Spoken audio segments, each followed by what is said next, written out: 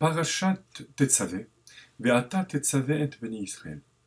C'est la seule paracha depuis que Moshe Rabbeinu est né, où il n'y a pas le nom de Moshe, mais plus haut que le nom, l'essence de Moshe, Ve'ata. Toi c'est l'essence de Moshe. Pourquoi? Parce que Moshe Rabbeinu a accepté de se sacrifier pour le clan d'Israël. Si tu ne pardonnes pas au peuple, efface-moi de ton livre. Ça s'est accompli dans notre paracha, mais dans le sens positif. Dieu a fait effacer son nom pour le faire apparaître à travers l'essence de lui-même. Et c'est ce qui se produit le 7 Adar. Aujourd'hui, nous sommes le 7 Adar. Ce jour-là va être sublimé par le Shabbat, Parashat Tetzavé. Donc, vous comprenez tout de suite le rapport avec la paracha de ce Shabbat, et Zayin Adar qui tombe dimanche, le premier jour de cette semaine. La Gemara dit dans Megillah, Daf Yud Gimel, Amud Aleph, que lorsque Haman, qui voulait détruire physiquement l'ensemble du peuple juif, est tombé sur le mois d'Adar, lorsqu'il a tiré au sort le mois de la destruction, Hayolotiyé, du peuple juif, Samar Simcha Gdola. Il est rentré dans une liesse, une joie, une grande joie. Parce qu'il savait que c'était le mois où est mort Moshe Rabbeinu, notre maître. Mais il ne savait pas que c'est ce même jour aussi qu'il est né. Et Rashi nous dit à ce sujet que Gadol Yom Halida, le jour de la naissance, est grand, car il est capable d'être mechaper, d'expier, entre guillemets. Il ne s'agit pas là de fonte. Vous allez comprendre tout de suite de quoi il s'agit. Le jour de la mort. Et c'est ce qui a fait que le décret a été aboli et il a été transformé en jour de fête. La fête de Purim. Alors, qu'est-ce que ça veut dire, chers amis? D'abord, que Haman ne savait pas, ne connaissait pas le jour de la naissance de Moshe Rabbeinu. Alors, d'après le sens pshat, simple, on peut aisément le comprendre.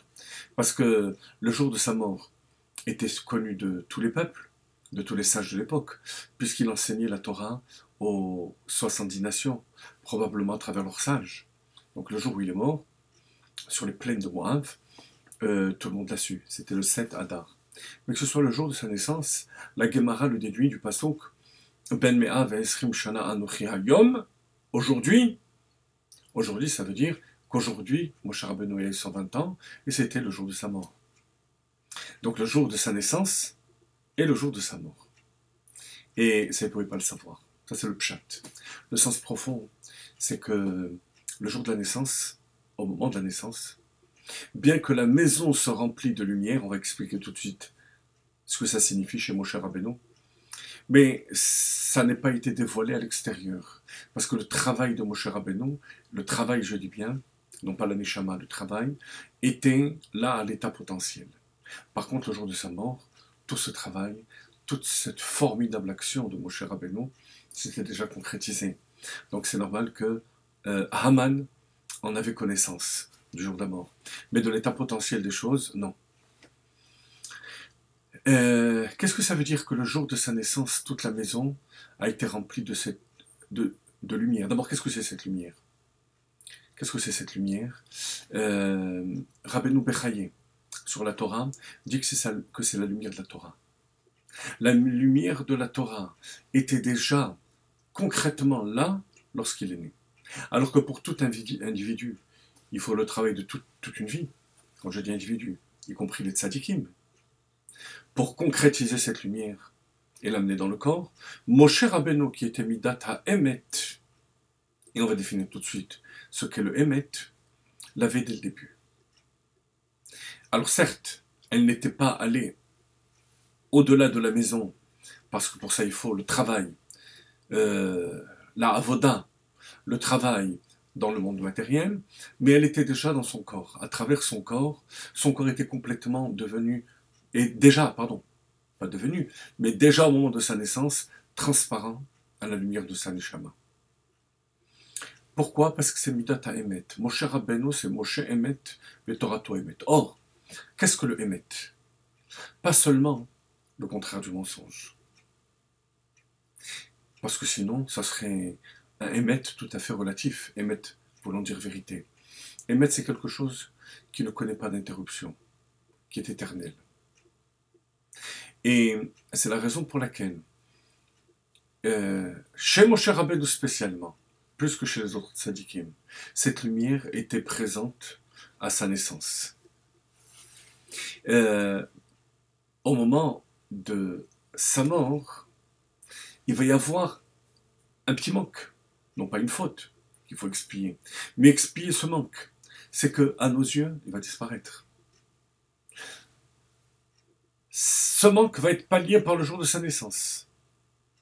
Parce que le jour de sa naissance, la lumière va être tellement intense, tellement forte, qu'elle va permettre de motiver toutes les actions de sa vie. Alors même si, au bout de 120 ans, il n'apparaîtra plus physiquement, cette lumière qui est venue au moment de sa naissance et qui a été enclenchée par le jour de sa naissance ne va plus s'arrêter jusqu'à nos jours et jusqu'à la venue de Mashiach.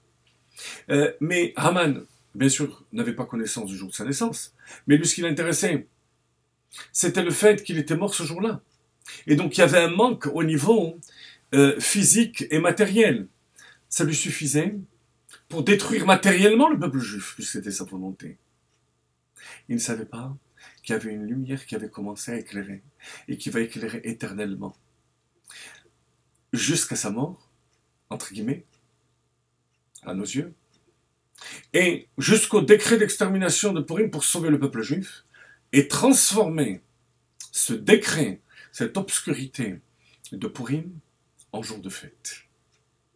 Donc l'enseignement, chers amis, c'est que pour s'attacher à l'éternité, à la constance, au Emet, il y a un seul moyen. Moshe Emet vetorato Emet. Le Zohar dit, Itpashtuta de Moshe bechol dara. Il y a un reflet de Moshe Rabbeinu dans chaque génération qui guide et qui dirige le peuple juif. À travers quoi? Comme dit Rabbeinu Bechaye, la Torah. S'attacher au tzaddik, s'attacher au rabbi, au Moshe Rabbeinu, à travers la Torah.